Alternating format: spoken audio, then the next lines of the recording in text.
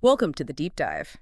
Today we're tackling, one of the most enduring and frankly complex crises in modern history, the Israeli-Palestinian conflict. It really is. A situation deeply rooted in competing claims over land, over identity. And, as the material we're looking at points out, it's become this kind of central symbol for instability in the region. A real flashpoint globally, yeah. Exactly. And the sources for this deep dive are quite interesting because they combine something pretty academic international relations theory, specifically realism, with a really sharp socio-political critique of everything that's happened. Right. So our mission here for you listening is to try and, cut through some of that complexity quickly. We're going to unpack the key insights from this material. Looking at it through that lens of power politics. Yeah, power politics, focusing on the absolute core issue of Jerusalem, how alliances have shifted so dramatically over the years. And crucially, maybe the part that gets overlooked sometimes. The human cost, the psychological toll of all this, that's vital. Okay, let's dive in then. Our source material starts right at what it sees as the foundational moment, the establishment of the State of Israel in 1948. It immediately frames the conflict around that contested territory, national identity, Yeah. setting the stage for, decades of struggle. And what's interesting is how the source introduces realism as this dominant framework guiding Israel's actions almost from the start. Realism, right. In international relations, it's this perspective that basically sees states as driven by the need for security, for power, in a world where there's no, higher authority. An anarchic system, they call it. Exactly. It's all about survival, Mhm. especially in what you might call a tough neighborhood. And the source argues that Israel, being kind of born into this hostile environment, really embraced that realist approach, prioritizing military strength, strategic alliances. As essential for its very existence, yeah, for consolidation. And a key part of that strategy, the document says, was Israel's strong alignment with powerful allies, especially the United States. Absolutely. That alliance secured vital military, economic support, crucial for building a strong regional presence. And you can really see how this mirrored the bigger Cold War picture, can't you? Mm-hmm. While Israel looked west to the U.S., many Arab states, certainly in the early days, often looked east towards the Soviet Union for support. It tied right into that global superpower rivalry. It wasn't just regional. Precisely.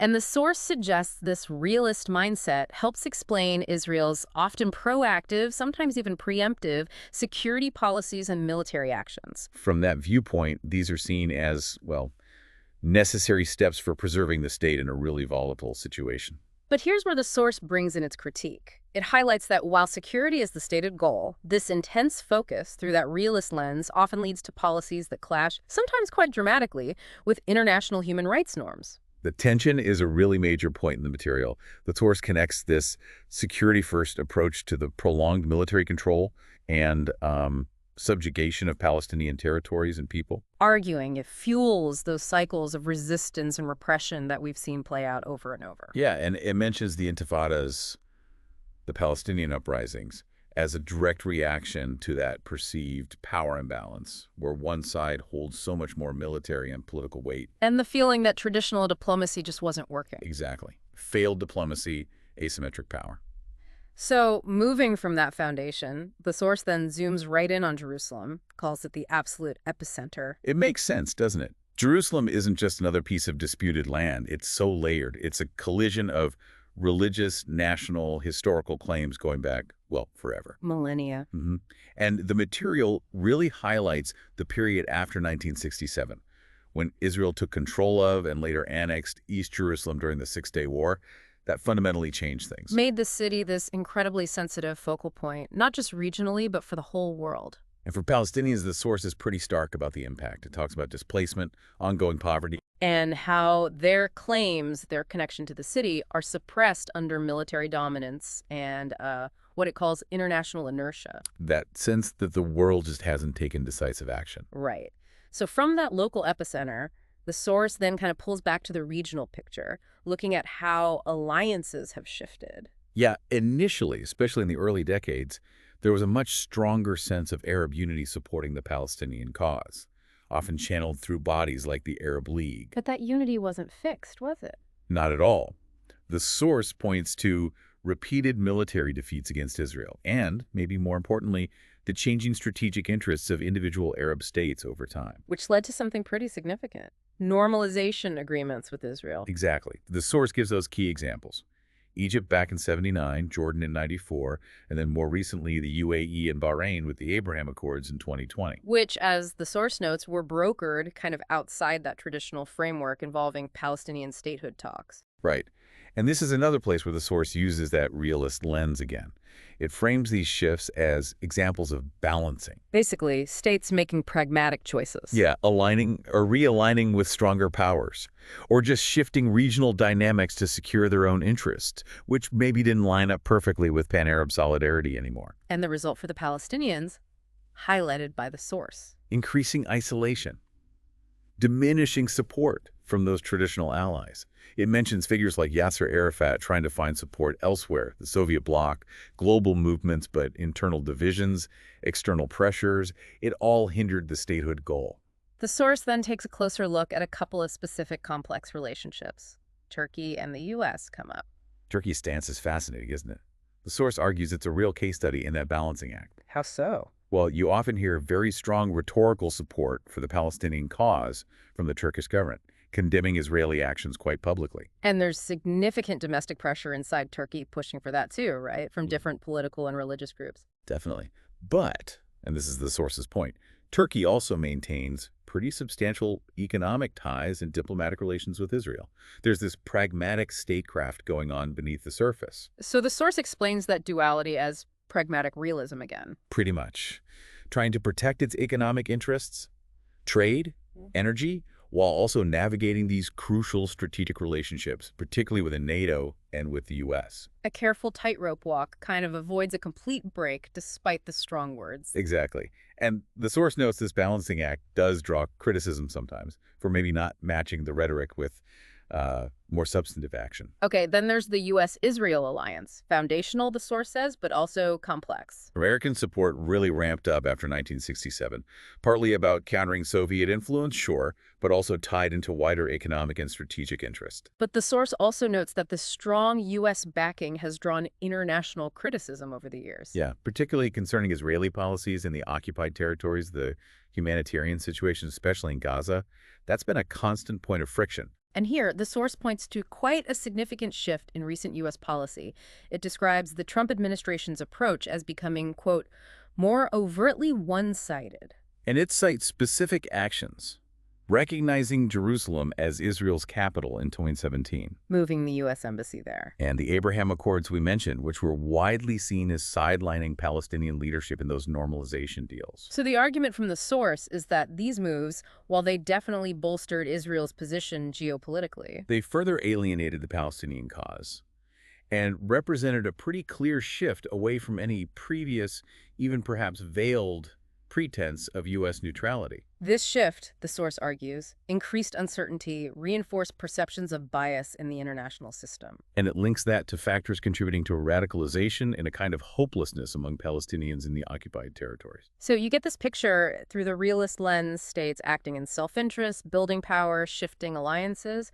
But the source is very clear that the real cost goes way beyond politics. Absolutely. It powerfully brings in the human rights dimension, points to what it sees as a failure of international frameworks. It mentions the heavy civilian casualties, including women and children, in recent Gaza escalations, which drew huge condemnation globally. But despite that condemnation and pressure from the UN and other bodies, the source notes that global powers have mostly failed to take decisive, sustained action. Ceasefires happen, but they're often temporary.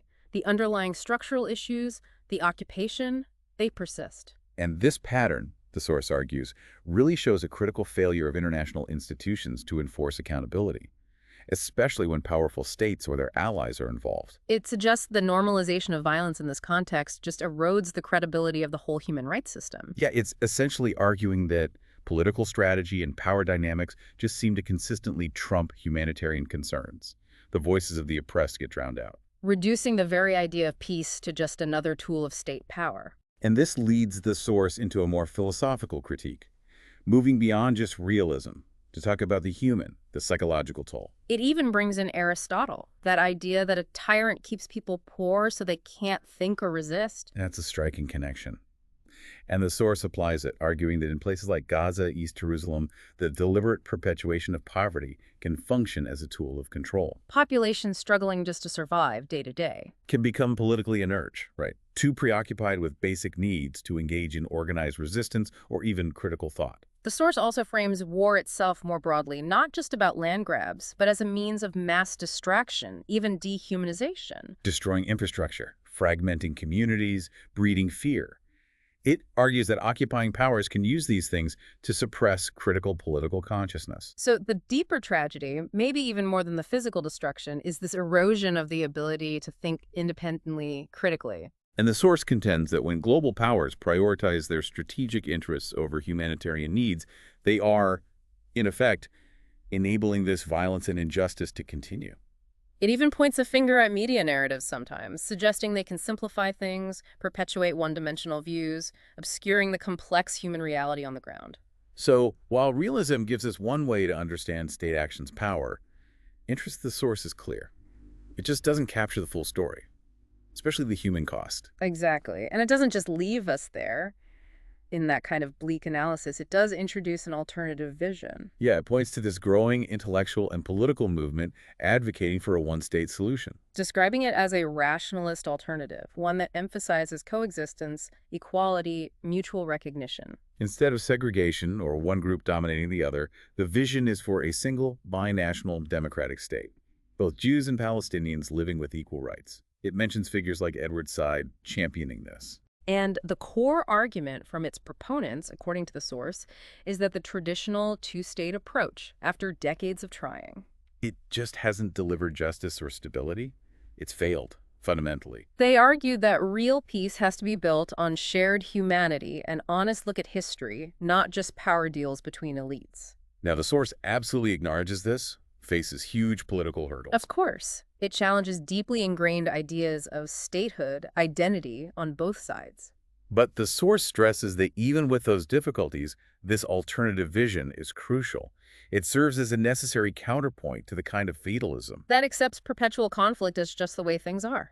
Exactly. It offers a potential way out of the cycles of violence that the purely realist framework seems unable to resolve. So as we wrap up this deep dive, the source material really leaves you with this core tension, doesn't it?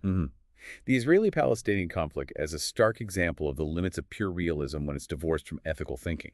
Israel's regional dominance, built through that strategic focus, has, from the source's perspective, come at a huge cost to long-term peace and justice for everyone involved. And Palestinians continue to face dispossession, poverty, political marginalization under an international system that the source argues has repeatedly failed them, failed to uphold rights and force accountability. The source specifically calls out that recent U.S. policy shift, again, from ambiguity to overt alignment, especially under Trump, as making a balanced path forward even harder. And the global silence or inaction on humanitarian crises like in Gaza, despite clear evidence of civilian suffering, the source frames that as raising profound questions about international law's credibility, about the world's moral responsibility. But ultimately, beyond the politics, the geopolitics, the treaties, the source brings it back to something more fundamental. Yeah, the human struggle, the battle for thought, for memory, for dignity. If the whole point of war and subjugation is partly to numb the mind, to silence people, Then the source's powerful final thought is that resistance isn't just political or military.